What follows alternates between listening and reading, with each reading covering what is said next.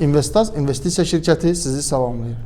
İyunun 23-ü Bakı vaxtı ilə saat 18:00-da ABŞ-ın daşınmaz əmlak bazarında may ayı üzrə yeni mənzil satışları ilə bağlı göstərici dərc olunacaq. ABŞ-da aprel ayında satılan mənzillərin sayında 11,4%lik azalma müşahidə olunmuşdur ki, nəticədə illik satış həcmi 642 min satışdan 569 min satışa qədər enmişdir. Bunun fonunda biz dolların dünya maliyyə bazarlarında ucuzlaşmasına şahid olmuşduq. Lakin may ayında 5,4%lik artım proqnozlaşdırılır ki, bu da illik satış həcminə təsir etməyə bilər. Bütün bu gözləntilər fonunda dərc olunacaq məlumat aylıq artımla açıqlanarsa, bu illik satış həcminə təsir edərsə, bu zaman avro-dollar üzrə cütlüyün qiyməti 1,1104 səviyyəsinədək ucuzlaşa bilər.